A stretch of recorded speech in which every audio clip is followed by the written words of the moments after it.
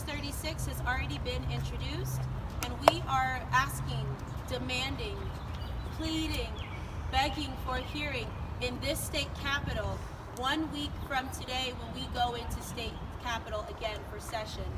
And we hope that the people will stand with us. Members behind us have those bills in their hand, holding them up, the piece of paper that will help to address the issues created by police brutality and lack of police accountability in Georgia, to help these families, and we hope you will stand with us. Next, we will hear from another mother, Miss Kathy Lykes. Meet her son, Jarvis Lykes. Jarvis with his newborn. Jarvis with his children. We stand here today with Miss Kathy Lykes to hear her story. Thank you. My name is Kathy Scott Lykes. I'm the mother of Jarvis Scotty Lykes. My son was shot and killed by a Georgia State Trooper on December 29, 2017 in Columbus, Georgia. My child was on his way to work. And en route to work, there was a DUI checkpoint, and Jarvis decided to turn and go in opposite direction to get to work on time. The state trooper, Officer Michael Nolan, noticed my son doing that, and he went behind him. And of course, they said he chased behind Jarvis. Jarvis drove into a black community where he stopped on a dead-end street. Officer Nolan was constantly behind him. Officer Nolan got out of his cruiser with his gun drawn on Jarvis. When Jarvis got out his car and talked to the officer, knowing he wanted to know, why are you behind me? Why are you stopping me for? What did I do wrong? And the only thing he did was make a turnaround to go in opposite direction to get to work on time. Officer Nolan shot my son in his right arm, upper arm, where the bullet ricocheted through his chest, hit his vital organs, which was his heart and his lungs.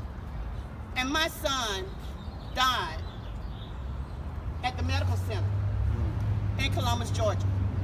So my son was in distress and he was in pain from the time he was shot by Officer Nolan on that street until he got to the hospital. We waited and we waited, the family waited. We constantly stayed on the district attorney by the name of Julia Slater to find out, what are you going to do about the death of my son? May 7th, 2019, we went to court. She decided to go in front of the grand jury. She allowed me, my husband, and his children, his 3 daughters, to be there. But she would not let us inside that grand jury room and listen to the testimony that was being given.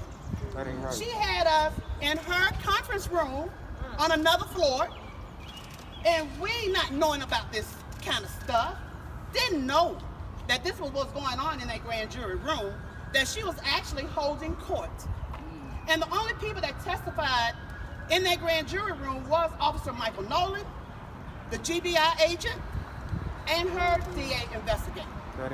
So you know, by the time she did allow the family to come in and talk in front of the grand jury already had their minds made up. You know? So what happened? There was no indictment. There was no indictment. And when I seen Officer Nolan later that day in open court, which was the first time I had ever seen him, and the judge read whatever the Julia Slater gave him, the district attorney, and stated that there was not enough sufficient evidence for him to be indicted. Well, I guess not, because number one, there was no dash cam, no body cam, no witness to testify on anything. How can you go on a mission as a DUI checkpoint and your equipment is not working right? You cannot do that when you have to identify people, you have to identify cars. Why would you go out there on this mission with faulty dash cam, no body cam? He knew what he did. Getting killed police is the sixth leading cause of death of young black men in this country. The racism, the killing, this is black people ongoing disease. Like so many mothers, including myself, I am disgusted, heartbroken, and angry. We have seen and felt racism and corruption of police violence and brutality too many times. Black people have been discriminated against, victimized, and murdered far too long and have shown superhuman resiliency in the face of constant adversity. I made a promise to myself that I will not be silenced anymore, that I stand in solidarity with my voice and my actions, not just my heart. This burden is too much for black people to continue to endure.